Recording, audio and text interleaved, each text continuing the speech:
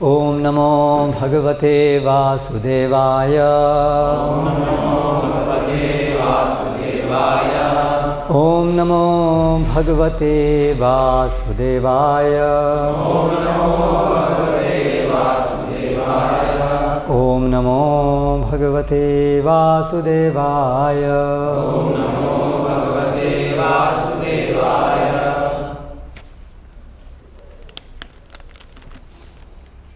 श्रीमद् भागवतम स्कंद 4 अध्याय 12 ध्रुव महाराज का भगवान के पास जाना। श्लोक क्रमांक 52।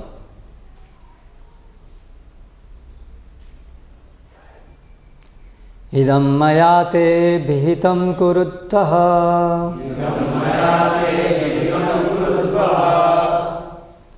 ध्रुवस्य विख्यात विशुद्ध कर्मणः।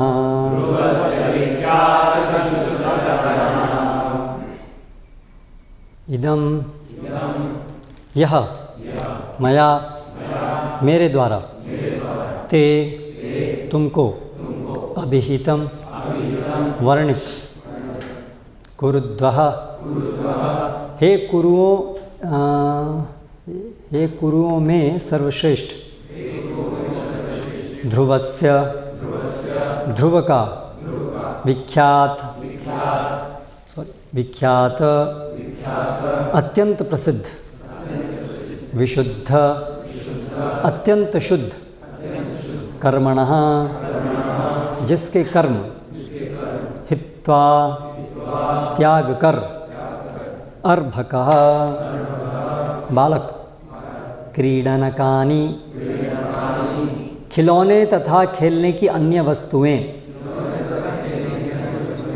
मातुः अपनी माता का गृहम घर च भी विष्णु की शरणम शरण यह जो जगाम चला गया। अनुवाद एवं तात्पर्य द्वारा कृष्ण कृपा मूर्ति श्री श्रीमद् अभय चरणारविंद भक्तिवेदांत स्वामी श्रील प्रभुपाद। ध्रुव महाराज के दिव्य कार्य सारे संसार में विख्यात हैं और वे अत्यंत शुद्ध हैं। बचपन में ध्रुव महाराज ने सभी खिलौने तथा खेल की वस्तुओं का तिरस्कार किया, अपनी माता का संरक्षण त्यागा और भगवान विष्णु की शरण ग्रहण की। अतः हे विदुर, मैं इस आख्यान को समाप्त करता हूँ क्योंकि तुमसे इसके बारे में विस्तार से कह चुका हूँ। तात्पर्य: चाणक्य पंडित ने कहा है कि यह जीवन हर एक के लिए लघु है, क्योंकि यदि कोई ढंग से कार्य करे तो उसका यश पीढ़ियों तक चलता है। जिस प्रकार भगवान कृष्ण सदैव विख्यात हैं, उसी प्रकार उनके भक्त की ख्याति भी सदैव बनी रहती है। अतः ध्रुव महाराज के कार्यकलापों का वर्णन करते हुए दो विशिष्ट शब्दों का व्यवहार हुआ है, विख्यात तथा विशुद्ध। ध्रुव महाराज द्वारा कम उम्र में गृह त्याग करना और जंगल में भगवान की शरण ग्रहण करना, ये इस संसार के अद्वितीय उदाहरण हैं। इस प्रकार श्रीमद् भागवत के 4 स्कंद के अंतर्गत ध्रुव महाराज का भगवान के पास जाना नामक 12वें अध्याय के भक्ति वेदांत तात्पर्य पूर्ण हुए। ओम अज्ञानतिमिरान्धस्य ज्ञानञ्जनशलाकया चक्षुरुन्मीलितं येन तस्मै श्रीगुरवे नमः। श्रीचैतन्यमनोभीष्टं स्थापितं येन भूतले स्वयं रूपकदा मह्यं ददाति स्वपदान्तिकं। वन्देऽहं श्रीगुरौ श्रीतपदकमलं श्रीगुरून् वैष्णवांश्च श्रीरूपं साग्रजातं सहगणरघुनाथान्वितं तं सजीवं साद्वैतं सावधूतं परिजनसहितं कृष्णचैतन्यदेवं श्रीराधाकृष्णपादान् सहगणललिता श्रीविशाखान्वितांश्च। जय श्री कृष्ण चैतन्य प्रभु नित्यानंद श्री अद्वैत गदाधर श्रीवासादि गौर भक्तवृंद। हरे कृष्ण कृष्ण कृष्ण हरे हरे, हरे राम राम राम हरे हरे। इदं मया ते विहितं कुरुद्वः ध्रुवस्य विख्यात विशुद्ध कर्मणः हित्वार्भकः क्रीडनकानि मातुर्गृहं च विष्णुं शरणं यो जगाम।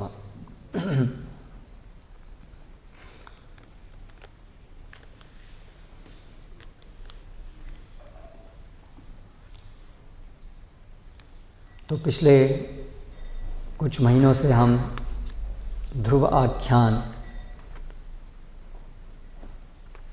सुन रहे हैं और ये अंतिम श्लोक है जिसमें व्याख्यान अभी समाप्त हुआ। और उसमें जैसा कि श्री प्रभुपाद तात्पर्य में कह रहे हैं,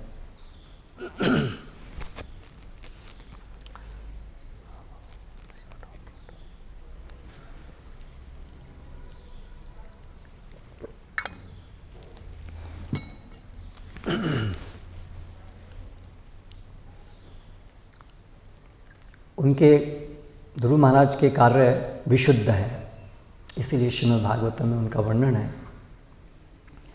और क्योंकि वो भगवान की शुद्ध भक्ति से संबंधित हैं, इसलिए वो विख्यात हैं।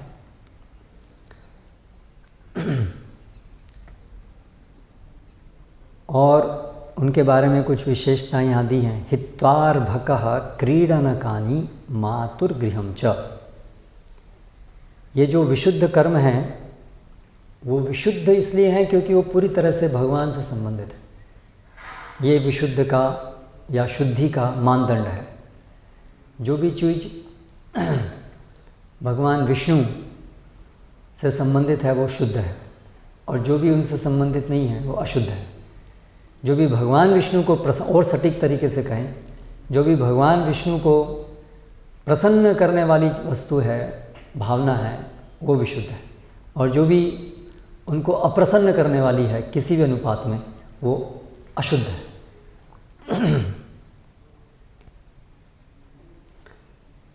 तो ये शुद्ध कर्म करने के लिए फिर आगे बताया गया, उन्होंने हित्वा अर्भकः हित्वा क्रीडनकानि मातुर्गृहं च। उस बालक ने क्या किया, अपने माँ का गृह का त्याग किया और सब खिलौने आदि वस्तुएं जो एक बालक सामान्य रूप से खेलते हैं उस सब का त्याग किया।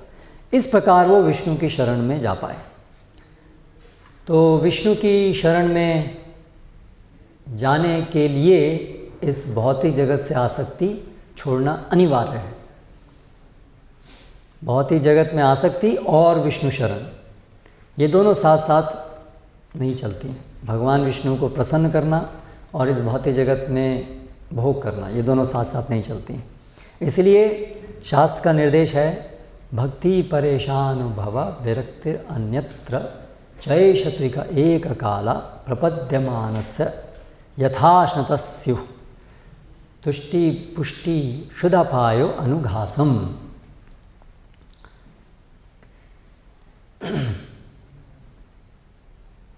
भगवान का अनुभव, भक्ति सेवा और विरक्ति, इस भौतिक जगह से विरक्ति, वैराग्य, ये सब तीनों एक साथ होता है। अगर भगवान में हमारी आसक्ति बढ़ रही है तो निश्चित रूप से भौतिक जगत की आसक्ति कम होगी ही, अन्यथा ऐसा संभव नहीं है। तो यहाँ पर सर्वप्रथम तो ध्रुव महाराज जो घर से निकले थे, यानी वैराग्य, घर से निकलना, घर छोड़ना, ये वैराग्य का सूचक है। क्योंकि गृह मतलब जहाँ माता हो या अगर कोई वैवाहिक है तो पत्नी हो। चाणक्य पंडित कहते हैं ना, जिस घर में माता नहीं है और जहाँ प्रियवादिनी पत्नी नहीं है, वो घर जो है वो जंगल के समान है, इसलिए उसको छोड़ देना चाहिए। तो इसलिए गृह सुख के अंदर सबसे महान वस्तुएं ये हैं, माता का होना और पत्नी का होना। तो इसलिए अभी वो छोटे बालक थे, उनका विवाह तो नहीं हुआ था, तो इसलिए उनके लिए गृह का मतलब, गृह सुख का मतलब माता का होना। तो इस जगत में हमारी सबसे ज़्यादा बड़ी आसक्ति जो होती है, सर्वप्रथम जीवन के प्रथम उसमें वो माता से होती है।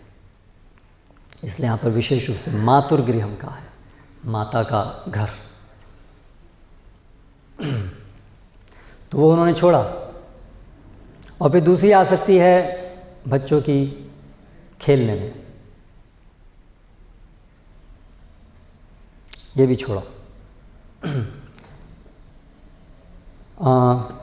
लेकिन ये उन्होंने छोड़ा, लेकिन एक बहुत ज़्यादा बड़ी उनकी भौतिक आसक्ति थी ना, उन्हें संसार में सबसे बड़ा पद चाहिए था। तो एक तरीके से जो उनका वैराग्य था आरंभ में, वो पूरी तरह से वैराग्य उसको वैराग्य नहीं कहा जाएगा। पूरी तरह से वैराग्य नहीं कहा जाएगा। उन्होंने बहुत बड़ा भौतिक सुख प्राप्त करने के लिए तात्कालिक रूप से सारे भौतिक सुखों का त्याग किया, तात्कालिक रूप से। तो इससे भी हम बहुत सारी चीज़ें सीख सकते हैं।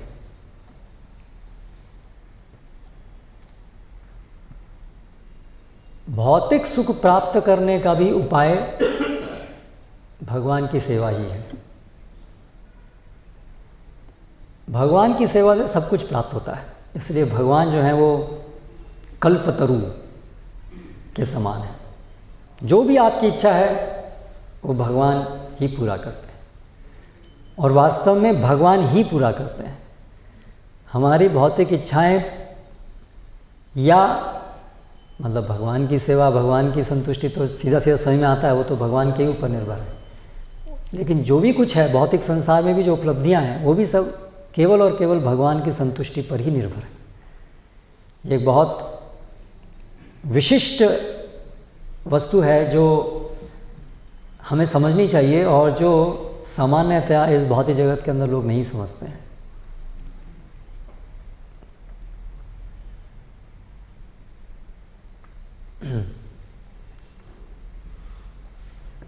यहाँ तक कि जो देवतागण भी जो भी चीज़ें हमको देते हैं, मयैव विहितान हितान, भगवान कहते हैं वो भी केवल मेरे ही द्वारा दी जाती है।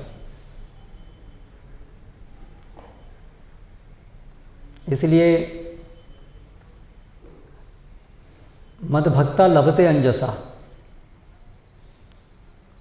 मदभक्ति योगेन मदभक्ता लभते अंजसा, यत कर्मणा यत तपसा।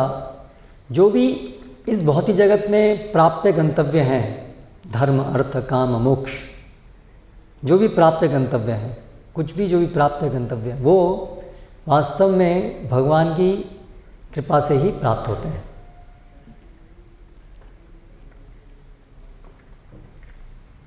तो हम कहेंगे कि जो व्यक्ति भगवान से द्वेष करते हैं, सीधा सीधा असुर हैं, जैसे रावण, हिरण्यकशिपु है, तो ये कैसे समझें कि वो तो भगवान से द्वेष करते थे, तो उनको इतना बड़ा साम्राज्य, धन संपत्ति, सब कुछ कैसे प्राप्त हुआ? क्योंकि ये तो हम नहीं स्वीकार कर, कैसे समझें इसको कि भगवान उन पर भी कृपा कर रहे हैं जो उनसे द्वेष कर रहे हैं? फिर तो सेवा करने में और द्वेष करने में फिर क्या अंतर रह गया? भगवान दोनों को ही कृपा कर रहे हैं। अगर ऐसा समझा जाए कि उनको जो दिया वो भी भगवान ही कृपा से मिला, तो हाँ, भगवान तो हमारे सबके परम पिता हैं, इसलिए वो सबके ऊपर कृपा करते ही हैं। जो असुर हैं वो भी उन्हीं के पुत्र हैं, इसलिए भगवान तो सबके ऊपर कृपा दृष्टि रखते ही हैं। लेकिन जो असुरों को जो फल प्राप्त होते हैं और जो सुर देवताओं को जो फल प्राप्त होते हैं, भले ही वो बाह्य दृष्टि से एक जैसे लगें, लेकिन उनमें बहुत अंतर होता है। अंततः जो भी हम भौतिक चीज़ें प्राप्त करना चाहते हैं उसका हेतु भी तो सुख प्राप्ति होता है। लेकिन ये जो असुरों को जो चीज़ें प्राप्त होती हैं, जो भगवान उनको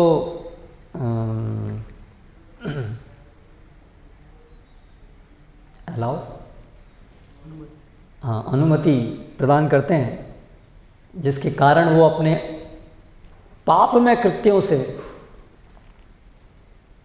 कुछ चीज़ें प्राप्त कर पाते हैं। जैसे हम देखते हैं हिरण्यकशिपु ने कैसे सभी देवताओं को उनके पद से हटा दिया और सारा खुद वहाँ जा कर के बैठ गया। तो ये पापमय कर्म था। उसी प्रकार रावण, ये सब उदाहरण जो हैं, लेकिन वो भगवान के ही द्वारा अनुमति तो प्रदान की गई। भगवान सभी अनुमति देने वाले वो हैं, लेकिन वो उनके पाप कर्मों को करने की भगवान अनुमति दे रहे हैं, और वो पाप कर्मों के परिणाम स्वरूप कुछ समय तक उनको ये भ्रम होता है कि हमें सिद्धि प्राप्त हो गई अपने प्रयास से, भगवान की हमें आवश्यकता नहीं है, ऐसा उनको कुछ क्षण के लिए प्रतीत होता है। लेकिन वो उनका एक भ्रम है, क्योंकि उससे वास्तव में वो जो प्राप्त करना चाहते थे वो कोई प्राप्त नहीं कर पाए। जैसे हिरण्यकशिपु, अमर बन जाऊं, तो वो उसको कोई प्राप्त नहीं हुआ।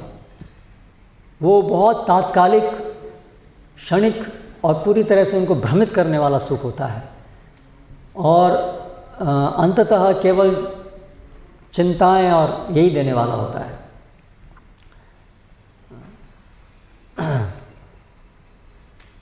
और अंत में उनसे सब छीन लिया जाता है। तो इसलिए वास्तव में ये जो असुर लोग जो भी प्राप्त करते हैं वो तो पूरा का पूरा भ्रम है, और उसमें भी अनुमति भगवान ही देते हैं।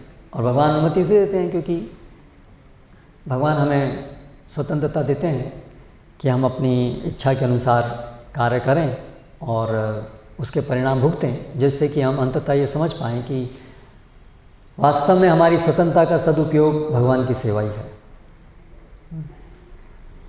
तो वास्तविक तथ्य यही है कि जो भी कुछ इस भौतिक जगत में भी जो प्राप्य चीज़ें हैं वो सब भी केवल भगवान की कृपा से प्राप्त हो सकती हैं। इसीलिए अकामा सर्व कामा मोक्ष कामा उदारदी तीव्रेण भक्ति योगेन यजेत पुरुषम परम। इसलिए ये निर्देश है कि अगर किसी को कुछ भी चाहिए तो वो भगवान की भक्ति सेवा से ही प्राप्त करे, भगवान की सेवा करे, तीव्रता से सेवा करे। तो शास्त्रों में भक्ति के अलावा और कुछ करने का निर्देश वास्तव में नहीं है। अंतिम निर्देश यही है, अकाम असर्व काम, जो भी है आप कामना युक्त हैं नहीं है, आप तीव्र भक्ति कीजिए। तीव्र भक्ति का अर्थ क्या है कि पूरी तरह से केवल भगवान की ही शरण लें।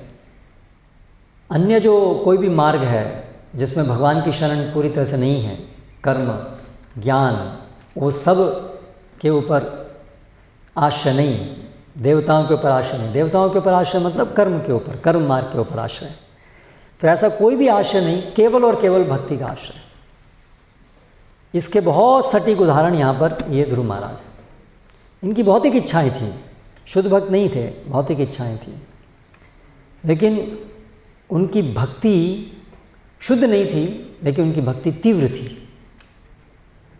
तो तीव्र भक्ति मतलब ज्ञान कर्मादि अनावृतम, अन्याभिलाषिता शून्यम नहीं थी उनकी भक्ति, लेकिन ज्ञान कर्मादि अनावृतम थी उनकी भक्ति। इसलिए वो शुद्ध भक्ति नहीं थी, लेकिन तीव्र भक्ति थी। शुद्ध भक्ति ही वास्तव में अंतिम गंतव्य है। तीव्र भक्ति जिसमें अन्याभिलाषताएं हैं वो भगवान को प्रसन्न नहीं करती हैं।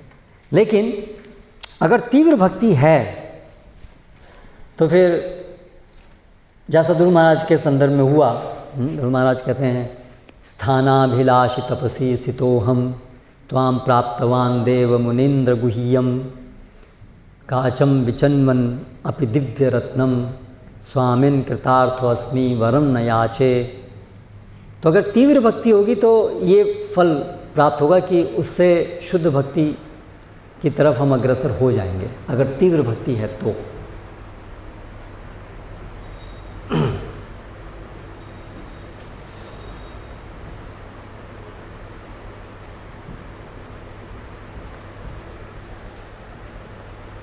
आमे विज्ञा यही मूर्ख, भगवान चैतन्य महाप्रभु चैतन्य चरितामृत में बताते हैं कि भगवान यही सोचते हैं जो उनसे कोई तीव्र भक्ति करता है और उनसे भौतिक सुख मांगता है, तो भगवान सोचते हैं कि ये तो मूर्ख है, मैं तो मूर्ख नहीं हूँ, मैं तो बुद्धिमान हूँ। ये विष मांग रहा है तो मैं इसको विष कैसे दे दूँ। भगवान ये विचार करते हैं जब भगवान वो जो शरणागत है उससे प्रसन्न होते हैं, तो फिर भगवान उसे अपना बनाते हैं। हाँ, ये भगवान ये मूर्ख है, मेरे पास आया है, मेरी शरण में आया है, पूरी तरह से मेरी शरण में आया है, लेकिन फिर भी मूर्ख है, विषय मांग रहा है। विषय मतलब विष, तो मैं इसको कैसे विष दे सकता हूँ, ये तो मेरी शरण में आया है, तो मैं इसको कैसे विष दे सकता हूँ, ये तो मेरी शरण में आया है। भगवान ऐसा विचार करते हैं और इसलिए फिर विषय भुलाइबा, विषय भुला देते हैं उसको और चरण सुख, अपने चरणों का सुख प्रदान कर देते हैं, जिसकी वजह से उसकी सारी भौतिक कामनाएं भी समाप्त हो जाती हैं। तो बिल्कुल ऐसा ही यहाँ पर ध्रुव महाराज के संदर्भ में हुआ। तो इसलिए तीव्र भक्ति भी बहुत महान है, इसलिए तीव्र भक्ति का यहाँ गुणगान किया गया है। हित्वार्वक क्रीडन कानि मातुर्गृहम च विष्णु शरणम यो जगाम। भगवान विष्णु की शरण ग्रहण करना, ये बहुत महान चीज़ है। और विष्णु शरणम जैसे सीख सकते हैं यहाँ पर ध्रुव महाराज ने कैसे किया, इसको कहते हैं शरण लेना। घर छोड़ दिया आपने, खिलौने छोड़ दिए, सब कुछ छोड़ दिया और केवल भगवान की भक्ति में रम गए। श्रवणम कीर्तनम रूपी जो नवेदा भक्ति है उसकी उन्होंने पूरी तरह शरण ली।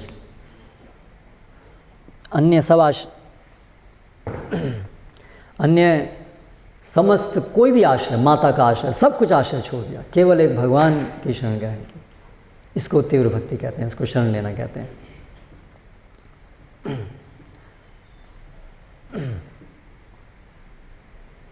तो ये सब सुन करके ऐसा मन में आ सकता है कि हाँ चलो अभी हम भी फिर भौतिक सुख प्राप्त करने के लिए कुछ भगवान की भक्ति सेवा करते हैं। और प्रचारक लोग ऐसा सोच सकते हैं कि हम लोगों को प्रेरित करें, आप भी ध्रुव महाराज की तरह, आपको भौतिक सुख चाहिए, ध्रुव महाराज की तरह आप भी ध्रुव महाराज को अपना आदर्श बनाओ और आपकी भौतिक इच्छाओं पूरी होंगी। आप हरे कृष्ण मंत्र जप करो और आपकी सारी इच्छाएं पूरी होंगी, जैसे ध्रुव महाराज की इच्छा पूरी हो। तो ये बड़ा तर्कसंगत लगता है ऐसी शिक्षा देना, क्योंकि जो भी पुण्यशाली लोग हैं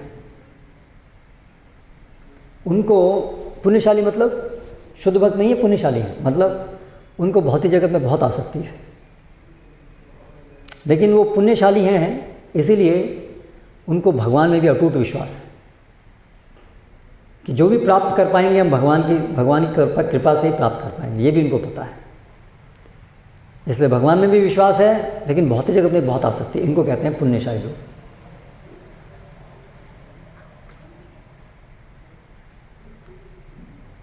तो ऐसे लोगों को यदि ये कहा जाए कि आप भक्ति करो, भगवान आपकी सारी इच्छाएं पूरी करेंगे, तो बहुत प्रेरित हो जाते हैं सेवा करने के लिए। तो इसलिए ये बहुत ही एक अच्छा उपाय दिखता है कि अगर हमें लोगों को भगवान की भक्ति में लेके आना है, तो अगर हम लोगों को ये समझाएंगे कि आपके भौतिक चीज़ें, सुख सब भगवान हरे कृष्ण मंत्र करने से, भक्ति करने से सब पूरी हो जाएंगी, भगवान आपकी सारी मनोकामनाएं पूरी करेंगे, और इसकी वजह से लोग अगर भक्ति में ले रहे हैं, तो ये बहुत एक अच्छा उपाय दिखता है प्रचार का, कि ऐसा करके फिर लोगों को हम प्रचार करें तो बहुत लोग जुड़ेंगे। लेकिन ध्रुव महाराज जैसे कितने होते हैं, ये सोचने वाली बात है। ध्रुव महाराज ने क्या किया, हित्वा, छोड़ दिया। उस समय के लिए जब भक्ति करें तब तो उन्होंने सारा कोई भौतिक जगत छोड़ दिया, भौतिक जगत के सारे सुख, सारी उस समय के लिए पूरा छोड़ दिया उन्होंने। करेक्ट। तो ये उदाहरण से हमको सीखना है, ये समझना है। अगर ध्रुव महाराज का उदाहरण तो ये उदाहरण है, सब कुछ उन्होंने छोड़ दिया। तो अभी वर्तमान समय में हम क्या करते हैं, उसका एक बड़ी खराब नकल करने की कोशिश करते हैं ध्रुव महाराज की, है ना। ध्रुव महाराज की तरह हाँ भौतिक इच्छाएं हैं,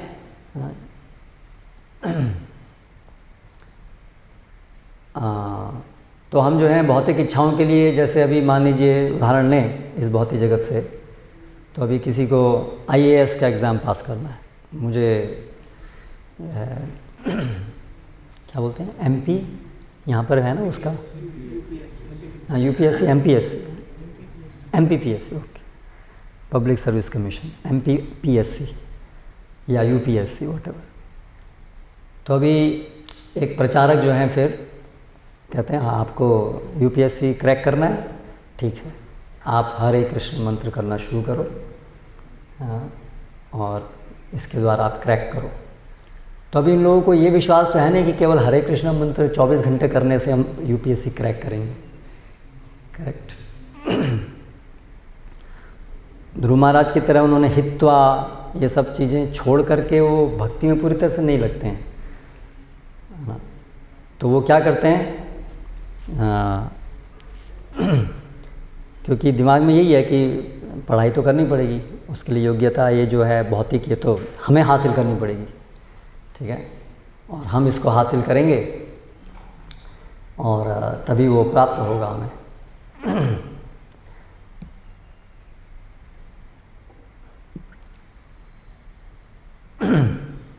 तो ये जो ध्रुव महाराज के अंदर जो श्रद्धा थी भगवान में कि मुझे सबसे बड़ी भौतिक ब्रह्मा से भी बड़ा पद मिल जाएगा केवल और केवल भगवान की शरण में जाकर, केवल और केवल भगवान की भक्ति करके, इसको एनालाइज कीजिए, ये कितनी बड़ी बात है। किसी को बोला जाए तुमको IAS क्लियरेंस हो जाएगा, आप 64 माला करो और पूरा दिन रात लगा दो, एक कर दो, केवल भगवान के बारे में श्रवण कीर्तन होना चाहिए और कुछ नहीं होना चाहिए। मतलब ब्रेक ले लो पूरा अपना स्टडीज़ और सबसे, और कुछ साल पूरा का पूरा बस 24 घंटे भजन कीर्तन और प्रचार इसी में लगाओ। प्रचार तो छोड़ो, क्या भजन कीर्तन लगाओ। ये इसका मतलब है ध्रुव महाराज का। किसको इतनी श्रद्धा है कि वो ऐसा करेगा? बोलेगा प्रभु जी पास कैसे करूँगा एग्ज़ाम फिर तो कुछ पढ़ूंगा नहीं तो पास कैसे करूँगा एग्ज़ाम। करेक्ट। ध्रुव महाराज को ये प्रश्न नहीं आया कि मैं ये कुछ करूँगा नहीं तो ये क्या, कैसे भगवान, केवल भगवान कैसे दे देंगे मुझे सब, मुझे तो कुछ करना पड़ेगा, भगवान कैसे दे देंगे।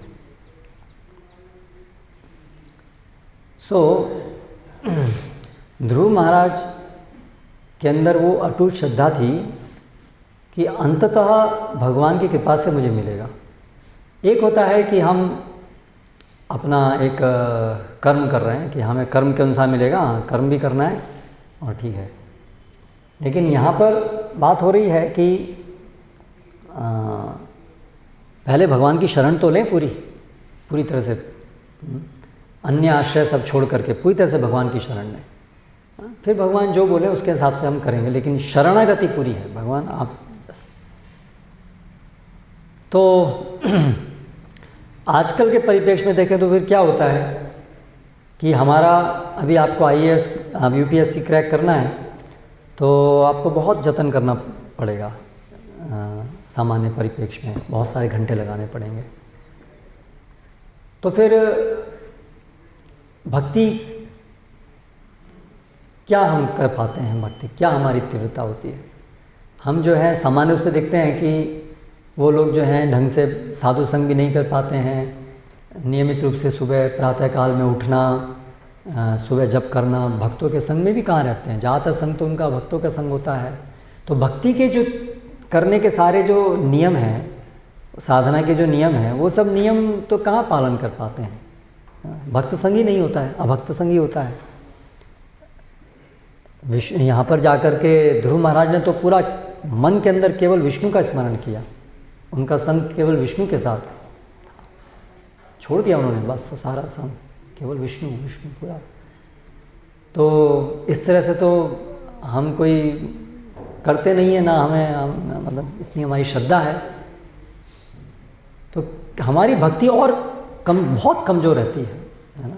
किसी को UPSC क्रैक करना है और भक्ति करनी है तो भक्ति क्या होगी, बहुत कमज़ोर होगी, बहुत वीक होगी। तो कहाँ ध्रुव महाराज की तीव्र भक्ति और कहाँ ये छोटी सी भक्ति। और फिर हम जो हैं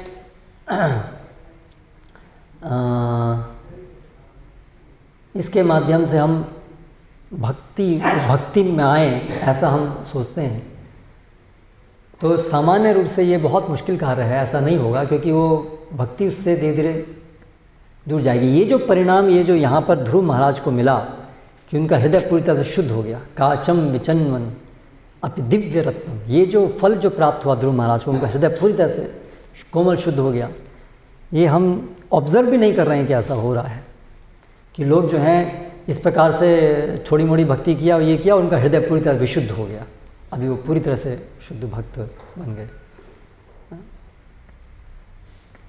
ऐसे उदाहरण भी हम नहीं देख रहे हैं, क्योंकि ये विज्ञान है। तो इसलिए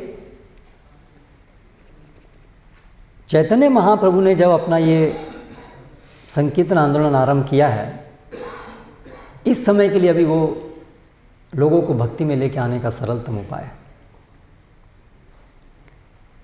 ध्रुव महाराज के उदाहरण से हमें ये सीखना है कि अंत में भौतिक जगत का वो सुख प्राप्त करना चाहते थे, वो भौतिक बड़ा सुख भी नगण्य हो गया जब उनको शुद्ध भक्ति प्राप्त हुई, और वो पश्चाताप कर रहे हैं कि मैंने क्या किया। ये चीज़ सीखने की है कि इसलिए शुद्ध भक्ति करो। क्यों ये स्टेप बाय स्टेप पहले ये करेंगे फिर ऐसा क्यों, शुद्ध भक्ति करेंगे, ये चीज़ समझने के लिए। और ये चीज़ समझने के लिए कि भक्ति में कितनी शक्ति है कि अगर कोई तीव्रता से भक्ति करता है तो कैसे उसका हृदय पूरी तरह शुद्ध हो जाता है। भले ही वो अशुद्धि हो लेकिन वो तीव्र भक्ति उसको शुद्ध कर देती है। तो ये समझने की यहाँ पर बात है।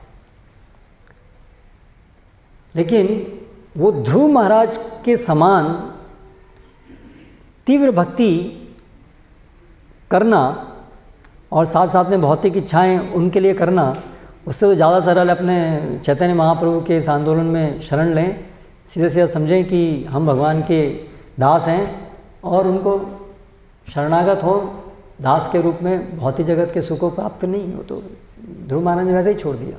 तो ध्रुव महाराज का वृत्तांत सुन करके हमको इस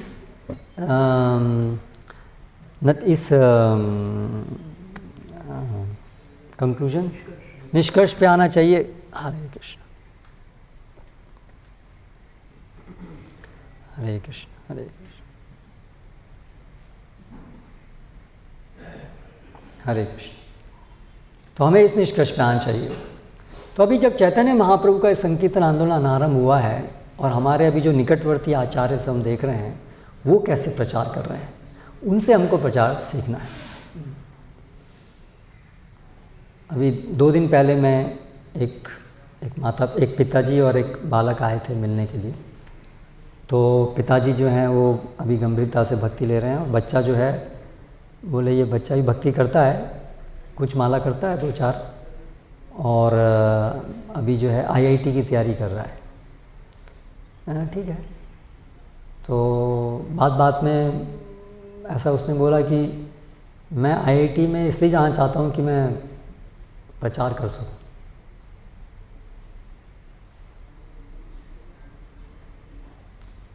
और पिताजी बोले कि हाँ हमें भी लगता है कि प्रचार में तो कुछ पढ़ाई लिखाई होगी अच्छी सी तो ही प्रचार अच्छे से कर पाएंगे।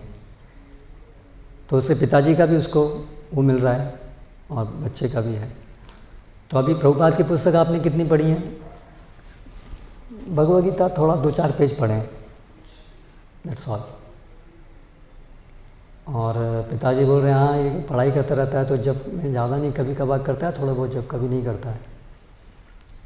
तो मैंने उनसे कहा कि आप अगर आपका वास्तव में उद्देश्य IIT जाने के पीछे केवल और केवल प्रचार करना है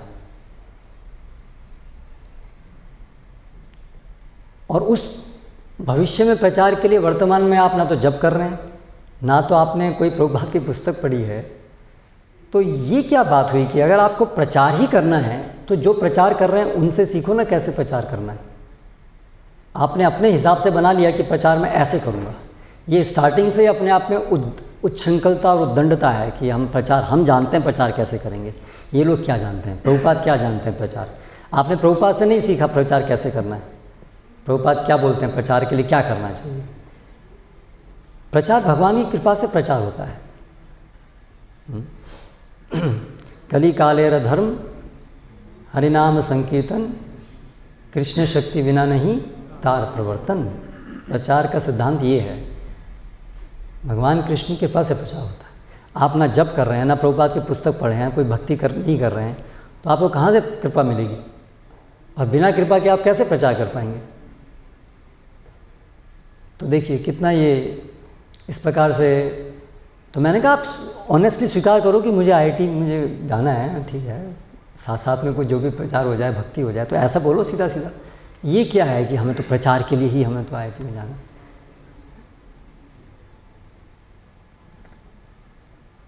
तो इस तरह से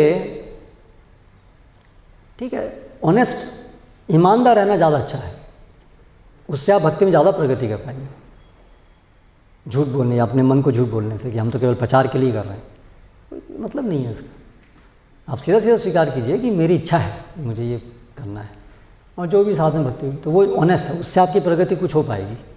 लेकिन ये ऐसे भगवान को ट्रिक मत दिखाइए आप, सरल हृदय, ये ज़रूरी है। तो उसी प्रकार से प्रचारकों को भी चाहिए कि सीधा सीधा रखें। हम देख रहे हैं यहाँ प्रभुपाद से जो हम सीख रहे हैं प्रचार का तरीका, हमें उनसे सीखना है। वो सबसे बड़े प्रचारक हैं, उनसे बड़े हम क्या प्रचार करेंगे अब, तो हमें उनसे सीखना चाहिए।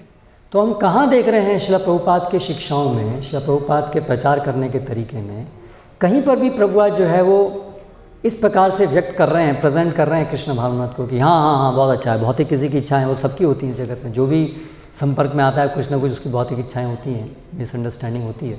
लेकिन हम कौन सा एक भी कहाँ उदाहरण हम देख रहे हैं जहाँ पर प्रभुपाद जो हैं वो इस प्रकार से प्रचार कर रहे हैं कि हाँ बहुत अच्छा, आपकी ये भौतिक इच्छा है, आप हरे कृष्ण मंत्र करो, आपका ये हो जाएगा पूरा।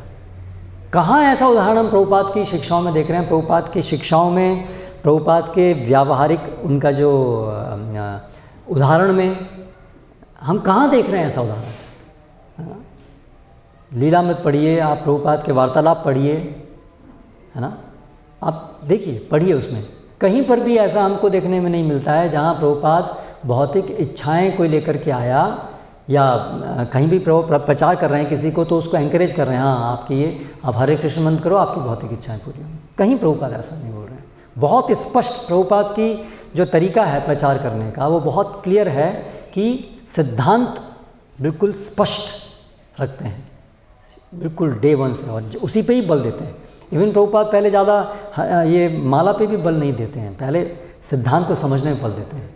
सिद्धांत समझिए आप, हम कृष्णदास हैं, हम भगवान के सेवक हैं, हमारा एकमात्र कार्य है भगवान को प्रसन्न करना है। ये भौतिक जगत में आसक्ति हमारे बंधन का कारण है। इसमें कोई शंका है? प्रभुपाद क्लियर कट यही बोल रहे हैं, बार हर समय यही बोल रहे हैं। इसमें कैसे शंका हो सकती है? बहुत स्पष्ट है। प्रभुपाद की पुस्तकें, प्रभुपाद के वार्तालाप, सब कुछ बिल्कुल स्पष्ट है।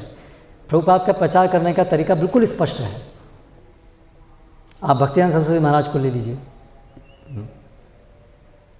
उनको तो नाम ही उनका था तो चॉपिंग टेक्निक।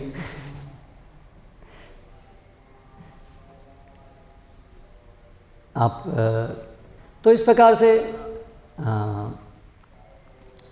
तो श्रील प्रभुपाद जो हमारे संस्थापक आचार्य हैं, हम उनसे, उनके जीवन में हम देख रहे हैं उनके प्रचार बिल्कुल स्पष्टता है, यही प्रचार का तरीका है।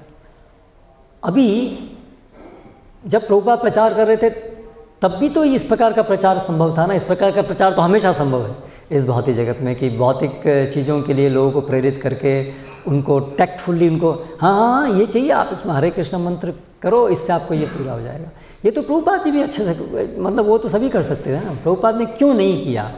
जबकि बहुत बार उनके सामने ऐसा प्रस्ताव रखा गया है ना कि प्रभुपाद आप जो है थोड़ा ये इस तरह से आप, हम कहेंगे लोगों को, उनके शिष्य वार्तालाप पढ़ेंगे तो ऐसे भगवान नहीं, I never compromised and my disciples should also never compromise. हमें कम्प्रोमाइज़ नहीं करना है, सिद्धांतों में हमें कम्प्रोमाइज़ नहीं करना है। हमें एक तारा, एक चांद चाहिए, हमें बहुत सारे तारे नहीं चाहिए। और बिल्कुल स्पष्ट है, प्रभुपाद ने ऐसा कभी प्रमोट नहीं किया। तो फिर हर प्रचारक को क्या ये सोचना नहीं चाहिए कि हमारे गुरु, हमारे संस्थापक आचार्य जो सबसे बड़े प्रचारक हैं, है ना, उन्होंने हमें जो प्रचार करना सिखाया, हमें वैसे ही अगर हम प्रचार करेंगे तो हमें उनकी कृपा प्राप्त होगी। और जब हमें उनकी कृपा प्राप्त होगी, हरे कृष्णा, आप क्यों वहाँ देख रहे हैं? आपका कार्य है वो ठीक करना, आप जो यहाँ ध्यान लगाइए जहाँ कक्षा चल रही है। तो हमारे सबसे बड़े प्रचारक जो हैं, जिनसे हम सब कुछ हैं, उनकी प्रसन्नता प्राप्त करके ही तो हम कुछ प्रचार कर पाएंगे। तो फिर क्यों हम कुछ भी ऐसा कार्य करें जो प्रभुपाद जो ये सिद्धांत है कि आप स्पष्टता से बोलिए, सिद्धांत स्पष्टता से रखिए। टैक्टिक हो सकती है लेकिन वो सिद्धांतों में छेड़खानी नहीं है। वो टैक्टिक हो सकती है, ठीक है, आप जो है अभी एक ऐसा नहीं है कि सीधा सब पहले ही धोती कुर्ता पहने, इन चीज़ों में ठीक है रिलैक्सेशन हो सकता है, लेकिन जो सिद्धांत है उसमें हम कहीं नहीं देख रहे हैं कि किसी प्रकार का कोई कंप्रोमाइज़ कहीं पर भी है ना। कितने साल वहाँ पर वो एक हिंदू, एक वेस्ट के उसमें यूनिवर्सिटी में एक प्रोफेसर आता है, Hindu professor of Hindu philosophy ऐसा करके, एक इंडियन था वो, कोई मिस्टर गुप्ता क्या थे वो। तो प्रभुपाद जो हैं उनसे पूछते हैं कि वो फिलॉसफी का वो था professor, so what do you mean by philosophy.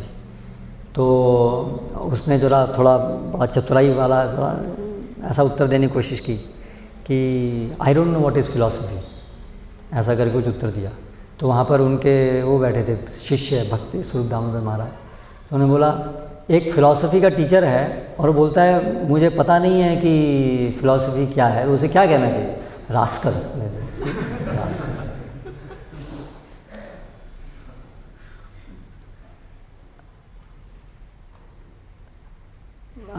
सो प्रभुपाद ने टॉलरेट नहीं किया ये सब उल्टा सीधा, स्पष्ट हाँ तुम फिलॉसफी बात करते हो, तुमको ये नहीं पता है। सो ऐसे कितने सारे उदाहरण हैं। वो बुक है पूरी, speaking strongly in the service of Srila Prabhupada. हर प्रचारक को किताब पढ़नी चाहिए, उसमें प्रभुपाद के उदाहरण से ही वो समझाया गया है। यस टैक्ट है, पर टैक्ट का एक बहुत थोड़ा सा एक स्थान है, लेकिन सामान्य रूप से स्पष्टवादिता, बैकग्राउंड पूरी ओवरऑल जो है दैट इज स्पष्टवादिता। सिद्धांतों में छेड़खानी नहीं है, सिद्धांत बहुत पहले दिन से स्पष्ट होने चाहिए। आप सिद्धांत समझिए और आप उनको कितना पालन कर पा रहे हैं वो उसमें रिलैक्सेशन है। आप उसको आज पालन नहीं कर पा रहे हैं कोई बात नहीं, पर सिद्धांत समझिए कि ये यही पालन करना, ये रास्ता है और ये रास्ता नहीं है। ये चीज़ डे वन से पहले दिन से स्पष्ट होनी चाहिए। ये है प्रभुपाद का तरीका। तो उसी को हमें, अगर हम वफादार हैं प्रभुपाद के प्रति, जो प्रभुपाद हमें शिक्षित किए हैं, जो प्रभुपाद बताएं ऐसा प्रचार करो, इस तरह से प्रचार करो, तो अगर हम लॉयल हैं, अगर हम फेथफुल हैं, तो हमें ऐसे ही प्रचार करना चाहिए, हमें स्पष्टवादी रहना चाहिए, और उससे फिर परिणामों में अंतर आएगा। ये भी प्रभुपाद ने बोला है कि अगर हम ऐसा सस्ता करेंगे तो बहुत लोग इकट्ठा हो जाएंगे, यही प्रभुपाद ने बोला है। अगर हम इस सिद्धांतों को स्पष्ट रूप से रखेंगे, अगर हम शुद्ध भक्ति का प्रचार करेंगे तो बहुत लोग नहीं आएंगे। तो हम तो हीरे के व्यापारी हैं, तो हम तो हीरे की दाम मांगेंगे। तो उसी तरह से वो भी प्रभुपाद ने हमको बताया, तो ठीक है, लेकिन ऐसा नहीं कोई नहीं आएगा। गंभीर लोग जो हैं, जो तैयार हैं, वो आएंगे। और ये गंभीरता से फिर धीरे धीरे गंभीर लोगों का एक आंदोलन बनेगा और वो बढ़ेगा। लेकिन अगर हम वहीं पर ही दूसरे टेक्निक कर लेंगे तो फिर वो गंभीर लोग वैसे भी नहीं आएंगे जो गंभीर है। तो हमारा पूरा एक ग्रुप एक दूसरे ही प्रकार का बन जाएगा फिर। तो उससे फिर हमने क्या प्राप्त किया। तो इस तरह से ये जो ध्रुव आख्यान है, इससे हमें बहुत स्पष्टतः जो समझने योग्य जो हम हैं चीज़ें वो हमें समझनी चाहिए। उसका गलत अर्थ नहीं लेना है। या तो कोई ध्रुव महाराज की तरह तीव्र भक्ति करने को तैयार हो, कौन है तैयार? Hardly anyone. तो इसलिए हृदय की सरलता तो यही कहती है कि जो चैतन्य महाप्रभु जो इस समय खुद भगवान हैं, वो भगवान आकर के हमें जो मार्ग बता रहे हैं उनकी शरण ग्रहण कीजिए ना। उसके अलावा और कोई तरीका नहीं है इसके लिए वर्तमान समय में। भगवान जब आकर के बता रहे हैं कि इसके अलावा और कोई तरीका नहीं है, फिर भी हम सोच रहे हैं अभी हम कुछ और तरीके से करेंगे, शायद अभी हम ध्रुव महाराज, अरे ध्रुव महाराज सतयुग में आए भाई, अभी कलयुग के लिए चैतन्य महाप्रभु आकर के आपको जो रास्ता बता रहे हैं उसकी शरण ग्रहण कीजिए, है ना। तो ध्रुव महाराज के आख्यान से हम वो भक्ति के सिद्धांत समझ रहे हैं कि कैसे तीव्र भक्ति से भी, तीव्र भक्ति करने से कल्मश जो है भौतिक इच्छाएं वो कैसे समाप्त हो जाती हैं। तो शुद्ध भक्ति का प्रभाव तो क्या होगा। शुद्ध भक्ति तो और ऊपर की चीज़ है, तीव्र भक्ति से भी ज़्यादा ऊपर की, लेकिन शुद्ध भक्ति में वो सरलता है पहले से ही कि हम भगवान की शरण ग्रहण कर रहे हैं बस। फिर ध्रुव महाराज से हमें और बहुत सारी चीज़ें सीखनी है कि कैसे सनिश्चये न योक्तव्यो योगो निर्विन्न चेतसा संकल्प प्रभवान कामान सर्वान त्यक्तान सत्या सर्वान अशेषतः, इस प्रकार से जैसे भगवान बताते हैं भगवद गीता में, कैसे उन्होंने दृढ़ संकल्प था उनका और कैसे उन्होंने बहुत गंभीरता से इसको लिया। तो इसी प्रकार से अगर हमें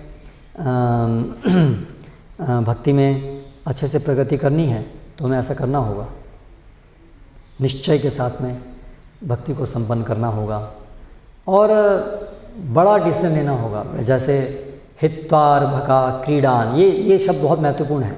मातुर्गृह, ये जो भौतिक जगत के सुख हैं, हमारे सगे संबंधी क्या कहेंगे, ये हमारी समाज में प्रतिष्ठा क्या है, शुद्ध भक्ति के मार्ग में ये जो भौतिक जगत में जो चलता है, भौतिक ये उल्टा है ये, इसलिए वो तो छोड़ना ही पड़ेगा, है ना। वो निर्णय सबको करना पड़ेगा। इसीलिए सबके जीवन में एक बहुत बड़ा निर्णय हमें सबको लेना है। जो भी प्रभुपाद के इस आंदोलन में जुड़ रहे हैं उन सबको ये निर्णय लेना है कि क्या वो जो पूरा संसार समान रूप से चल रहा है, जो आज तक हम इस संसार में करते आए हैं, करोड़ों करोड़ों जन्मों से जो आज तक हम करते आए हैं, वो सब को छोड़ना है। हित्वा हित्वा हित्वा हित्वा हित्वा, ये बहुत महत्वपूर्ण चीज़। हित्वा हित्वा, छोड़ना ही होगा, छोड़ना होगा। ये पूरी मानसिकता, पूरी विचारधारा समूल रूप से छोड़नी होगी। हम इस भौतिक जगत के भाग हैं ही नहीं, हम इस भौतिक जगत के भोक्ता हैं ही नहीं। हमारी आइडेंटिटी, मेरी पहचान केवल और केवल मैं कृष्णदास हूँ। इसका मतलब मैं और कुछ नहीं हूँ, मैं केवल कृष्णदास हूँ। मैं जीवन में क्या करूँगा, क्या सोचूंगा, वो जो कृष्ण चाहेंगे, जिसमें उनकी प्रसन्नता है वही मैं करूँगा। ये है डिमांड कृष्ण की, सर्वधर्मान परित्यज्य माम एकम शरणम व्रजा। और ये स्ट्रॉन्ग, ये जो डिसीज़न है, ये डिसीज़न ही क्रक्स है। जिसने ये डिसीज़न लिया वही वास्तव में शुद्ध भक्ति में एंटर किया, बाकी सब लोग फेल हैं। जब तक ये निर्णय हमने जीवन में नहीं लिया, आज से कृष्ण हमारा जीवन आपकी संतुष्टि के लिए है। अब जहाँ विवशता है, हम ये अपनी इंद्रियों की और अपने मन की और संस्कारों की विवशता है, वो विवशता से हम लड़ेंगे, लेकिन समझ गए हैं कि हमारा जीवन केवल आज से आपके लिए ही है। ये निर्णय हमें करना होगा। जिस दिन ये निर्णय हुआ उसी दिन से हमारा भक्ति में प्रवेश होगा। तब तक प्रवेश नहीं है, तब तक आप वो प्री नर्सरी और क्या क्या है वो प्री नर्सरी तो नहीं होगा, UKG LKG नर्सरी बहुत सारे हैं। तो तब तक लेकिन हमारा भक्ति पथ में एंट्री नहीं हुआ है, जब तक हमने ये निर्णय नहीं लिया है कि अन्याभिलाषता नहीं है, अन्याभिलाषता शून्यम और ज्ञान कर्मादि अनावृतम। जब तक ये पहली जो पंक्ति है ये हमने आत्मसात नहीं की है, तब तक हमारा भक्ति में प्रवेश नहीं हुआ है। प्रवेश नहीं हुआ है हमारा, बाकी चीज़ तो बाद में आएंगी। एंट्रेंस नहीं हुई है हमारी, तो बहुत ऊंचा है, एंट्रेंस ही बहुत ऊंची है भक्ति में। ये एंट्रेंस है, ये श्रद्धा, ये एंट्रेंस है ये, कि अभी अनर्थ हो सकते हैं हमारी अभी आसक्तियाँ बाकी हैं, दैट्स ओके, वो बाद में जाएंगे। लेकिन ये समझ और ये पूरा मन के अंदर से अपना निश्चय कि अन्याभिलाषिता शून्यम ज्ञान कर्मादि अनावृतम आनुकूल्येन कृष्णा, आनुकूल्येन कृष्णानुशीलन वो पथ है। इसलिए वो एसेंस है एक्चुअली भक्ति का, भगवान की सेवा, भगवान की प्रसन्नता के लिए करना, वो तो उसका पूरा पथ है, अभिधेय है वो तो पूरा। लेकिन एंट्रेंस ये है, तो एसेंस वो है भक्ति, अभिधेय जो है वो करना वो है। लेकिन उसकी जो तैयारी है वो ये है, एंट्रेंस ये है, अन्याभिलाषता शून्यम ज्ञान कर्मादि अनावृतम, ये एंट्रेंस है। इससे सबसे पहले तो हमें ये करना होगा।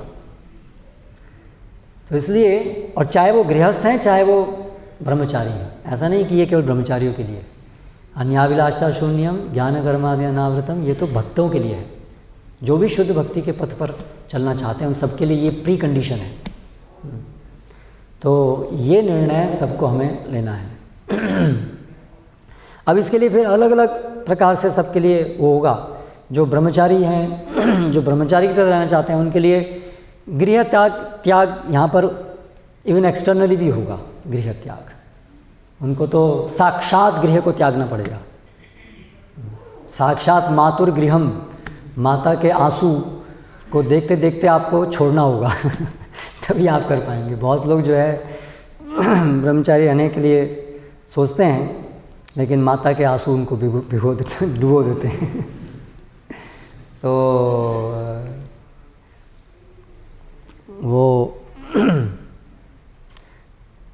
वो चीज़ छोड़नी होगी अगर किसी को संन्यास ग्रहण करना है। तो आजीवन ब्रह्मचारी रहना है तो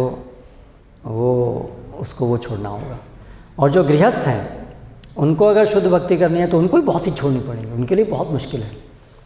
तो उनको सारे सगे संबंधी का जो आना जाना और सारे प्रतिष्ठा और सारी चीज़ हैं, क्योंकि वो सब लोग उनको छोड़ देंगे, है ना।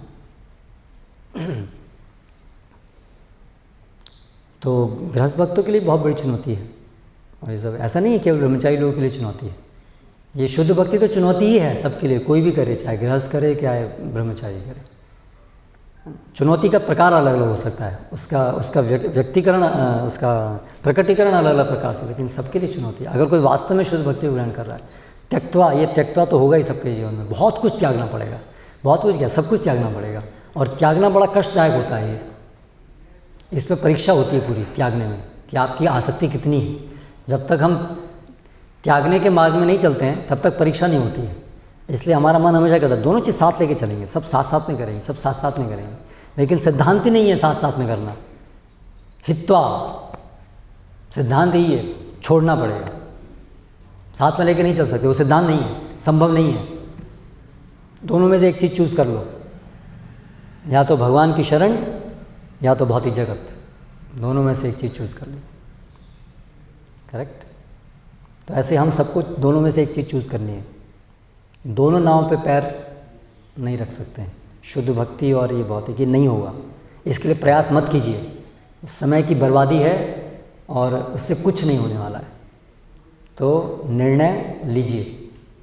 जब तक ये निर्णय नहीं आया तब तक हमारी भक्ति में कोई प्रगाढ़ता नहीं आएगी। चाहे गृहस्थी हैं चाहे ब्रह्मचारी हैं, दोनों को ही लेना पड़ेगा। तो ये चीज़ यहाँ पर सीखने की है। हित्वा अर्भका क्रीडानकानि मातृगृहं च विष्णुं शरणं यो यका। हरे कृष्ण। कोई प्रश्न? अच्युत कृष्ण प्रभु।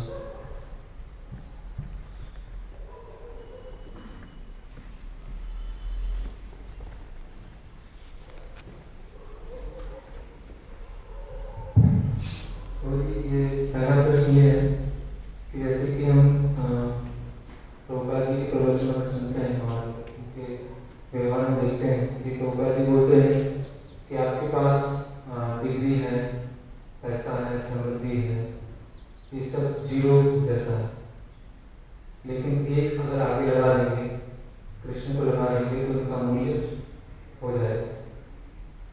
तो जो भी डिग्री, पैसा, समृद्धि, सब कुछ कृष्णा कॉन्शियस हो जाए। इसी में जैसे लोग बोलते हैं आप डॉक्टर हैं, इंजीनियर हैं, किसी भी पद पर हैं, वहाँ रहकर आप भक्ति कर सकते हैं। और प्रभुपाद जी ने जॉर्ज हैरिसन को वो जिस स्थिति में थे, सिंगर थे, वहाँ उनको इनकरेज किया और वार्तालाप भी हो गई थी, बहुत उनको पसंद भी करते थे। तो ये हम कैसे शुद्ध भक्ति के परिप्रेक्ष्य से समझ सकते? तो जो भी जैसी भी स्थिति में है, अपनी स्थिति में रह करके उस चीज़ का जो भी आपके पास है उसका पूरी तरह से भगवान के सेवा में उसको लगाइए। जो चीज़ आपके पास है, यानी कि वहाँ पर भी ऑलरेडी आपके पास है, आपके कर्मफल से और आज आपको प्राप्त है ना, उसको पूरी तरह से लगा दीजिए। आप उसको पूरी तरह से लगाने से क्या होगा, आपकी जो भी उस चीज़ के प्रति आसक्ति थी वो खत्म हो जाएगी, है ना। और पूरी तरह से उसको लगाने का अभिप्राय भी है कि आपकी आसक्ति नहीं है, दोनों प्रकार से। अगर आप किसी चीज़ को पूरी तरह से लगा पा रहे हैं, जैसे मान लीजिए किसी के पास धन संपत्ति है, वो पूरी की पूरी धन संपत्ति भगवान के सेवा में लगा दे, ठीक है, तो ये इसका मतलब क्या है, उसको धन संपत्ति में आसक्ति नहीं है। अभी जैसे डॉक्टर है, कोई इंजीनियर है, तो जैसे प्रभुपाद बोलते हैं अगर आप बिजनेस में हैं तो डू बिजनेस फॉर कृष्णा, ठीक है। मैं जो है बिजनेसमैन हूँ, मैं पैसा अच्छा कमाता हूँ, मेरे पास भाग्य में है पैसा कमाना, भाग्य से मुझे मिला है ये मेरे पास पैसा कमाना, तो फिर मैं कृष्ण के लिए पैसा कमाऊँ। यानी उसमें पूरी चेतना होनी चाहिए कि मैं पैसा कमा रहा हूँ कृष्ण के लिए कमा रहा हूँ, कृष्ण के लिए कमा रहा हूँ, पैसा कृष्ण के लिए कमा रहा हूँ, यानी कि पैसे का इस्तेमाल पूरा कृष्ण के लिए कर रहा हूँ। तभी तो आप कृष्ण की चेतना में पैसा कमा पाएंगे, जब आप उसको 100% भगवान की सेवा में लगा रहे हैं। ऐसा नहीं कि कृष्ण की सेवा में भी लगाएंगे तो फिर आप पैसा कमाते हुए फिर आप कृष्ण चेतना में नहीं कमा पाएंगे पैसा। पॉइंट है कि आप कृष्ण चेतना में कैसे उस चीज़ को कर पा रहे हैं, है ना। क्योंकि सिद्धांत वही है ना कि स्मर्तव्यम सततम विष्णु विस्मर्तव्यो न जातुचित, हमने लास्ट टाइम पढ़ा कि कृष्ण के लिए, ठीक है, जो भी चीज़ है वो कृष्ण के लिए करो पूरी तरह से। तो उसमें ये उदाहरण इस प्रकार से कि आप कृष्ण के लिए वो चीज़ करें। शुद्ध प्लेटफॉर्म पर भी वो संभव है, पूरी तरह से केवल कृष्ण के लिए। जैसे अर्जुन है तो आप क्षत्रिय हैं तो कृष्ण के लिए आप युद्ध कीजिए, कृष्ण के लिए आप संचालन कीजिए, तो पूरी तरह से वो चीज़ कृष्ण के लिए ही हो पा रही है। ऐसी कुछ चीज़ें हैं जो पूरी तरह से कृष्ण के लिए हो सकती हैं। कुछ चीज़ें पूरी तरह से इस प्रकार से कृष्ण के लिए नहीं हो सकती हैं। जैसे मान लीजिए अभी वकालत है, ठीक है, अभी कोई कहे आप कृष्ण के लिए पूरी वकालत कीजिए। अभी क्या वकालत, मतलब कोई कोई केस हमारा फंस गया है कहीं, भक्ति में किसी ने कोई केस कर दिया, हमारे किसी असुर ने कुछ किया और उससे लड़ना है और आपका पूरा समय शक्ति आप उसको यूज़ कर रहे हैं कि इसी के लिए कर रहे हैं आप, तो ठीक है, हम कहते हैं आपकी पूरी शक्ति जा रही है उसमें, ठीक है। अन्यथा ऐसा नहीं कि हम बाकी सारे उल्टे सीधे, कोई चोरी कर दिया, किसी ने मर्डर कर दिया, उनके केस हम लोग सुलझा रहे हैं, तो वो चीज़ तो कृष्ण की सेवा में आप क्या कर सकते हैं, उसमें तो क्या होगा, best use of bad bargain की तरह से करना होगा कि उससे जो आपको पैसा मिला उसको आप भगवान की सेवा में लगा लो। तो वो एक शुरुआत की तरह से हम बोल सकते हैं कि you can start bhakti from wherever you are. देखो दो प्लेटफॉर्म है समझने के, एक है भक्ति की शुरुआत, ऐसा नहीं कि पहले मुझे अपनी भौतिक चीज़ को बदलना पड़ेगा तभी मैं भक्ति की शुरुआत कर सकूँगा।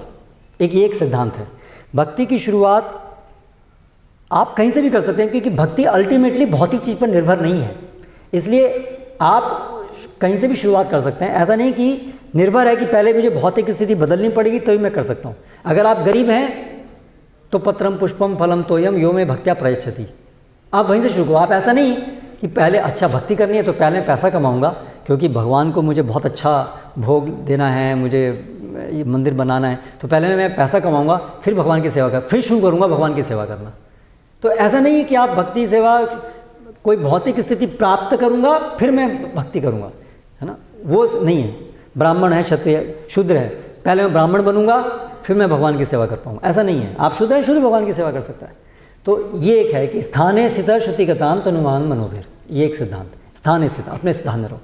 अभी वहाँ पर भी वो जो स्थान की बात हो रही है, प्राइमरली वो स्थान की बात हो रही है भगवान के आदेश के अनुसार जो स्थान है सोसाइटी के अंदर, जो पुण्यशाली स्थान है ना। अभी कोई मान लीजिए मर्डरर है या प्रोफेशनल थीफ है, तो अभी स्थान स्थिता का अर्थ नहीं है कि वहाँ पर अर्थ है कि हाँ वेरी गुड एंकरेज्ड, आप तो चोरी करते रहो, मर्डर करते रहो और उससे जो पैसा प्राप्त हो, that is not actually what जो भगवान को पसंद करेगा। लेकिन अगर कोई समझ रहा है कि हाँ मैं अभी चोरी के प्रोफेशन में हूँ, है ना, जैसे वो केस है कोई शराब का ठेका है किसी का, तो अब इसको समझ में आया ये शराब का ठेका तो भगवान की इच्छा के विरुद्ध है, ये मैं तो पाप कर रहा हूँ, ठीक है। लेकिन अगर वहाँ पर भी सिद्धांत वहाँ पर भी कैसे लागू होगा कि अगर विवशता है कि आज मैं तुरंत नहीं छोड़ पा रहा हूँ इसको, क्योंकि परिवार अभी और कैसे चलाऊँगा, मेरे पे ये भी जिम्मेदारी है, मैं तुरंत नहीं छोड़ सकता, ठीक है।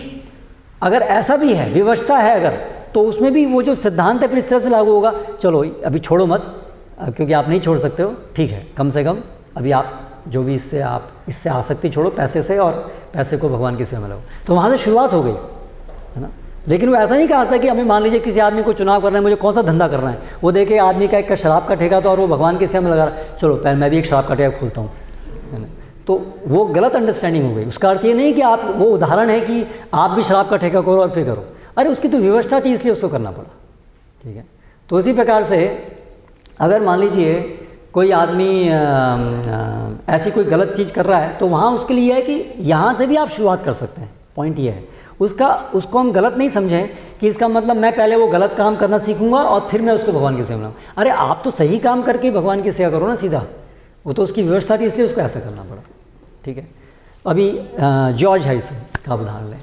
जॉर्ज हैरिसन संसार में उस समय एक बहुत प्रसिद्ध व्यक्ति था, पूरा वर्ल्ड उसको जानता था, इतना प्रसिद्ध व्यक्ति था वो संसार का, सारे युवा जानते थे उसको पूरे वर्ल्ड में, वेरी फेमस, मतलब एटलीस्ट पूरे वेस्टर्न वर्ल्ड के अंदर वो फेमस था, पूरे वेस्टर्न वर्ल्ड के अंदर। तो अभी वो प्रभुपाद ने उसको शुद्ध भक्ति जप करना, ये सब करना, प्रभुपाद ने उसको सब कुछ सिखाया। प्रभुपाद ने उसको फिलॉसफी डिस्कस की। प्रभुपाद जब वो आया तो प्रभुपाद ने उसको साथ में पूरा उसको कृष्ण भक्ति सिखाई, है ना। और प्रभुपाद ने उसको सेवा में लगाया कि आप इतने बड़े म्यूजिशियन हो तो आप यू सिंग हरे कृष्ण, आप संसार में उसको फेमस करो। तो पूरी तरह से उसको सेवा में लगाया। तो जो भी कुछ है हम आजकल हमारे पास है, उसको हम पूरी तरह से अगर सेवा में लगा रहे हैं तो उससे हमारी पूरी शुद्धि होगी। इसका अर्थ ये नहीं है कि आज मैं कुछ भी नहीं, और पहले मैं जॉर्ज हैरिसन जैसा एक फेमस म्यूज़िक स्टार बनूंगा और फिर मैं उस चीज़ को कर पाऊंगा। अगर आपके पास वो, क्योंकि इसमें बहुत सारे, एक्चुअली आपका हेतु क्या है वो देखना पड़ेगा। क्या आपका हेतु वास्तव में क्लियर कट भगवान का प्रचार करना है, तो फिर आप सोचो आज की स्थिति में आपकी क्या है और क्या आपके लिए पॉसिबल है, किस तरह से बेस्ट पॉसिबल आप प्रचार कर सकते हैं, वो आप सोचो। लेकिन ज़्यादातर क्या हो रहा है, मेरी आसक्ति है कुछ करने की, इसलिए मैं उदाहरण ले रहा हूँ कि मैं भी वैसा बनूंगा और फिर मैं ये करूँगा, है ना। क्योंकि आपके पास जो चीज़ें उपलब्ध हैं आप उसको देखो ना, आप कैसे प्रचार कर सकते हो। और अगर मैं ये सोचा हूँ कि मैं पहले वो बनूंगा, तो उसमें फिर ये भी तो सोचना पड़ेगा कि क्या आप वो बन पाओगे, उसको बनने में क्या भक्ति कर पाओगे। जिसके पास वो आज है वो तो उसको लगा रहा है ना सेवा में, वहाँ तो भक्ति में विघ्न नहीं आ रहा है ना उसकी वजह से। आज मेरे पास पैसा है या ऑलरेडी मेरा बिजनेस चल रहा है और मैं उसको ऐसे चला पा रहा हूँ जिसमें मुझे उसमें मैं अपनी अच्छे से भक्ति कर पा रहा हूँ, खूब पैसा कमा कर खूब भगवान की सेवा में लगा रहा हूँ, तो उसको तो वहाँ भक्ति में विघ्न नहीं है, वो तो भक्ति में उसको सहायता हो रही है उससे। लेकिन कोई भी सोचे मैं पहले उसने ऐसा बिजनेस में बनूंगा और उसको करने के लिए आपको भक्ति नहीं छोड़नी पड़े, संग छोड़ना पड़े, तो फिर अगर सिंसियरिटी तो क्या दिखा रही है, क्या दिखाएगी कि ये मेरे लिए वो एग्जाम्पल मेरे लिए लागू नहीं होता है। तो उसका सिद्धांत का जनरल प्रिंसिपल है स्थान है, जो भी आपके पास है उससे आप सेवा करो, वो पॉइंट है ना। तो उसको गलत यूज़ नहीं करें। प्रभुपाद ने अगर किसी को जॉर्ज हैरिसन के उदाहरण में दिया तो मैं भी पहले जॉर्ज हैरिसन बनूंगा, उसका अर्थ ये नहीं है कि हर व्यक्ति जॉर्ज हैरिसन बनने की कोशिश करे। सिद्धांत है आप भगवान की सेवा में लग जाओ पूरी तरह से, जो भी कुछ आपके पास है। ये उदाहरण है। तो 0 है उसको आप 1 लगाओ। ऐसा नहीं कि पहले मैं 50 जीरो हासिल करूंगा तब जा करके मैं उसके पहले 1 लगाऊंगा। अरे आपके पास जितनी जीरो है उसको आगे 1 लगाओ ना। आपको ये थोड़ा कि पहले मुझे इतनी सारी जीरो इकट्ठी करनी है, ये उसका बताने का आशा नहीं है। लेकिन क्या होता है, हम अपने मन को चीट करते हैं। हमारे को अपनी जीरो ऐड करनी है, जीरो जोड़नी है हमको, और हम उसमें लाते हैं हाँ मुझे 1 लगाना है इसलिए मैं 0 जोड़ रहा हूँ। तो इस तरह से नहीं होना चाहिए।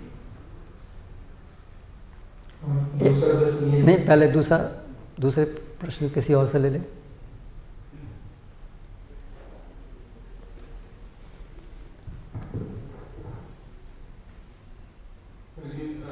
अगर ध्रुव महाराज और अर्जुन के दोनों एग्जाम्पल को कंपेयर करें तो जहाँ ध्रुव महाराज ने सब कुछ छोड़ दिया और तीव्र भक्ति में जा रहे हैं और वो उनकी ऑब्स्टेकल क्रिएट नहीं कर रहे हैं, जो भी मटेरियल चीज़ है, और उनकी भक्ति में कोई ऑब्स्टेकल नहीं आ रहा है। मतलब उन्होंने तो छोड़ दिया ना ऑब्स्टेकल के, छोड़ दिया मतलब बहुत बड़ा ऑब्स्टेकल था, वो तो छोड़ दिया उन्होंने पूरा फिक्स था। अर्जुन के केस में यहाँ पे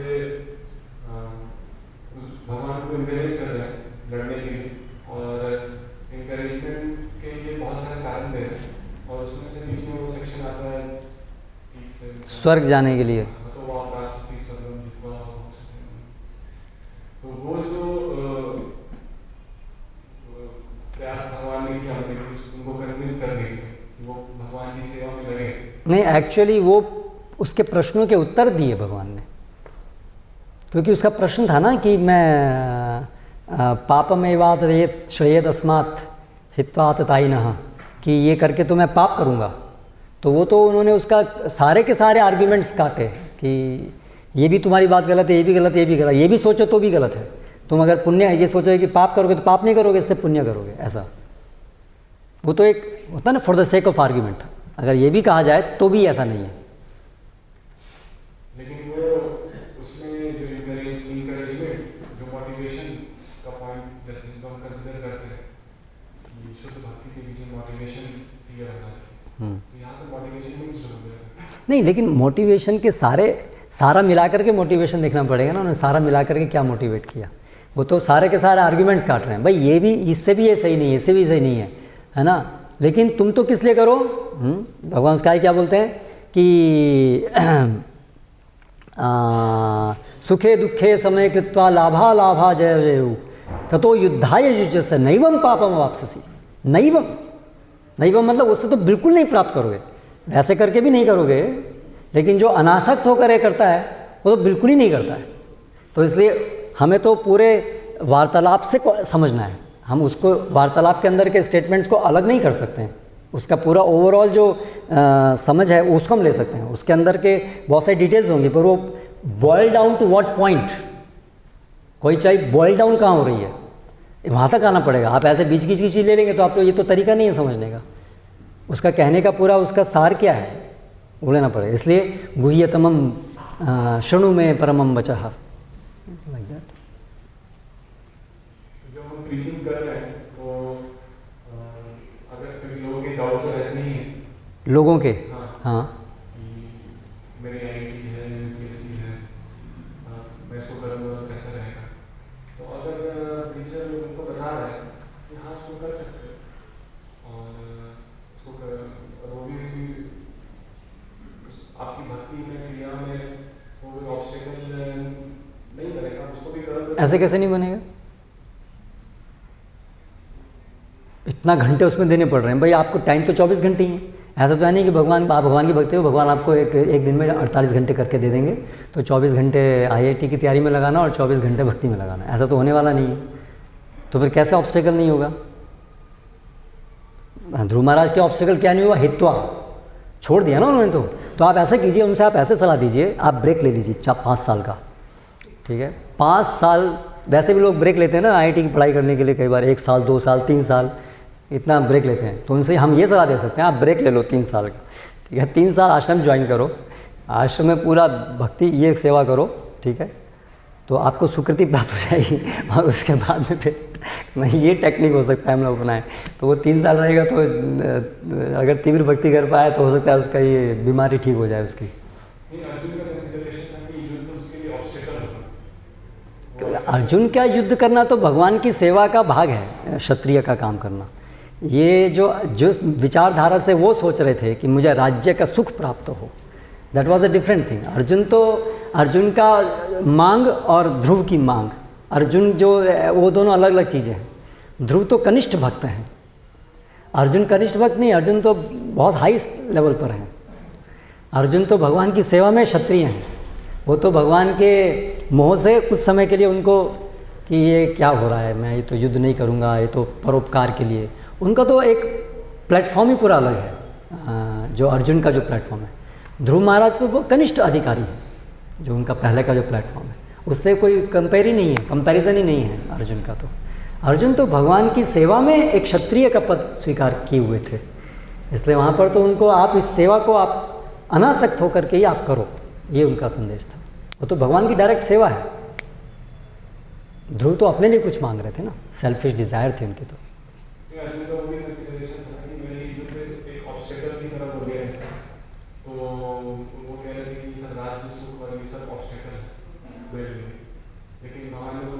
नहीं, राज्य सुख ऑब्स्टेकल किम नो राज्य न गोविंदा किम भोगैरेवतेन वा, कि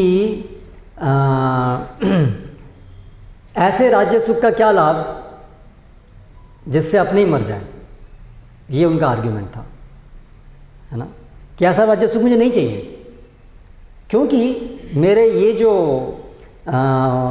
मेरा जो सुख वो अटैचमेंट उनका कहाँ था कि मेरे स्वजन, तो उसके कारण उनका जो भगवान की सेवा ऑलरेडी वो जो कर रहे हैं, वो तो ऑलरेडी भगवान की सेवा में ही थे ना, क्षत्रिय भगवान की सेवा में ही थे। उसमें विघ्न आया कि भगवान की सेवा में ये उसको डिस्ट्रैक्ट कर रहा है, तो इसलिए भगवान ने कहा कि ये डिस्ट्रैक्शन है आपका, ये जो आपकी आसक्ति है ये आपका डिस्ट्रैक्शन है, इसको हटाओ और आप जो कर रहे हो उसको करो।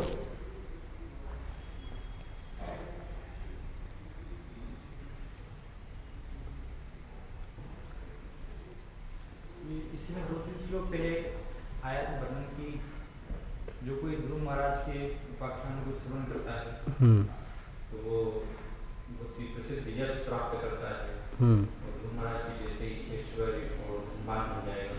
तो कैसे वो तो हमने उस दिन बात की थी ना, आप नहीं थे उसमें शायद?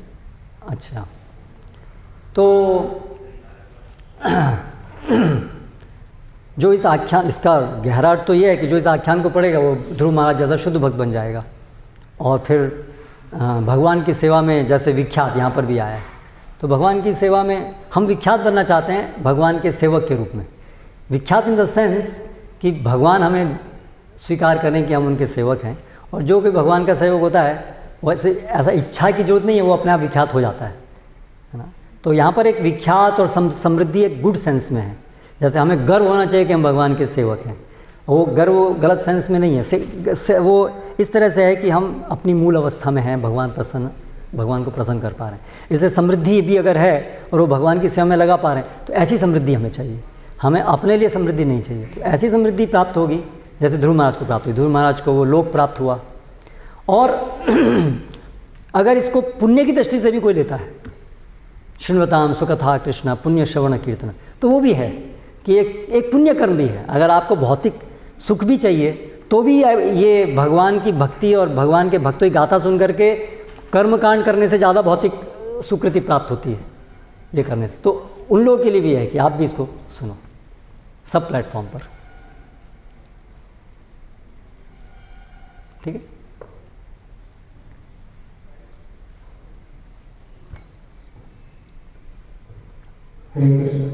मेरा प्रश्न है कि हम लोग प्रचार करते हैं, भगवत गीता करते हैं, तो इस प्रकार से कभी बोलते हैं कि भगवत गीता मैनुअल है, इसमें सारी समस्याओं का समाधान है, या कभी बोलते हैं मतलब हम लोग चाहते हैं कि सामने वाला व्यक्ति भगवत गीता लेकर जाए, पढ़े, भगवान को कृपा करे, प्रभुपाद जी कृपा करे, परफेक्ट है।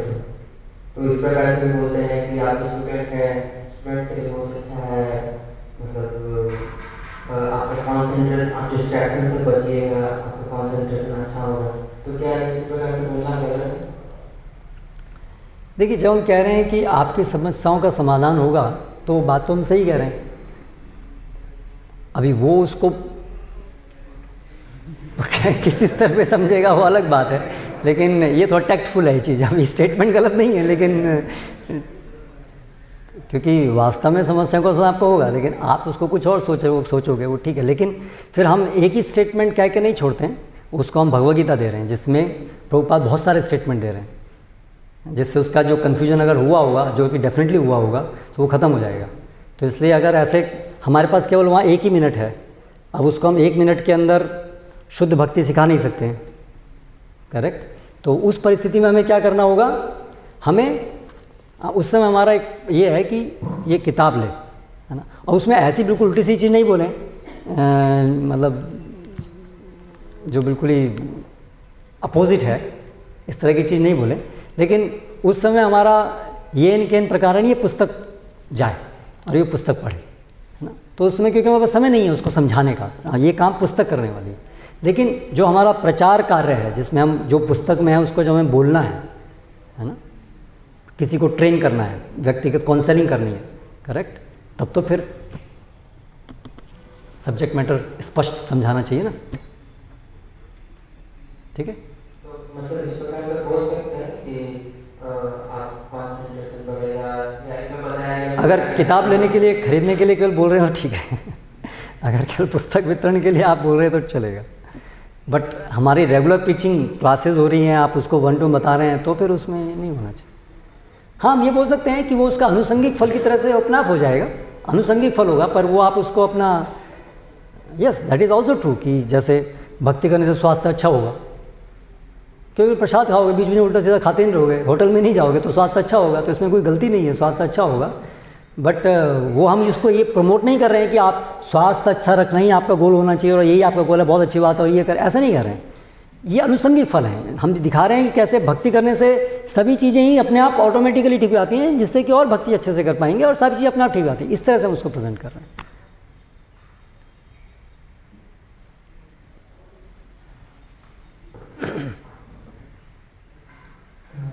जो चाणक्य पंडित का मानना है कि एक चंद्रमा चाहिए, बहुत सारे तारे नहीं चाहिए, और प्रबल प्रचार।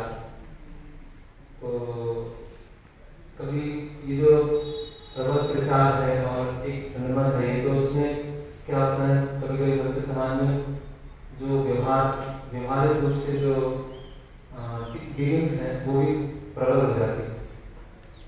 तो उसकी वजह से अगर कोई जाता है तो हम बोलते हैं मुझे चंद्रमा चाहिए, और कोई चला गया तो क्या है, जो चंद्रमा जैसे हम रहेंगे, मतलब वो जो सिद्धांत में स्पष्टता है और जो व्यवहार है, तो व्यवहार में कमी होने की वजह से अगर कोई भक्त जा रहा है और फिर हम ये इसको जस्टिफाई कर रहे हैं कि हमें चंद्रमा चाहिए, जो भी चलेगा कोई बात नहीं, पहला तो ये।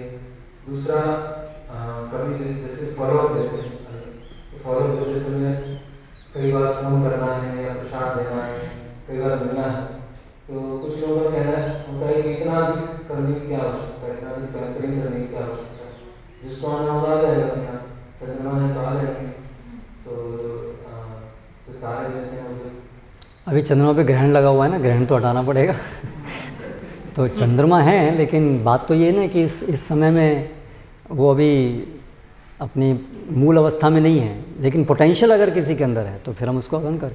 तो वो कभी नहीं कहा गया है कि आप प्रयास मत करो उनको लाने का, वो तो एक चिंगारी है, तो चिंगारी है तो उसको हमें फैन करना है, तो वो कभी नहीं कहा गया है कि चंद्रमा जो होंगे वो तो अपने आप चमकते हुए आ जाएंगे अपने आप कुछ मत करो, ऐसा नहीं कहा गया है। तो और दूसरा जो पहली बात थी कि अपने व्यवहार या हमारी कोई व्यवहार कुशलता ना होने कारण हमारी डीलिंग्स में कुछ रफनेस, अननेसेसरी रफनेस होने के कारण कोई चला जाए तो उसको हम जस्टिफाई करते हैं। तो ठीक है, प्रचार जो कर रहे हैं, जो लोगों से मिल रहे हैं, बोल रहे हैं, तो एक हमारा एक सिस्टम होना चाहिए कि हम प्रशिक्षित हों कैसे करना। इसीलिए पहले जो प्रचार का तरीका हो, जो सब लोग जिसको ले सकते हैं, वो है पुस्तक वितरण। ये एक सामान्य प्रचार का तरीका है जो काफ़ी आरंभिक स्तर से कोई भक्त करना शुरू कर सकता है। तो इसलिए हम ऐसा एक समझ बनाएं कि पहले सबको पुस्तक वितरण करने में लोग इस प्रकार के प्रचार में नियुक्त हों। जो किसी को समझाने की बात है उसके लिए थोड़ी परिपक्वता ज़्यादा चाहिए,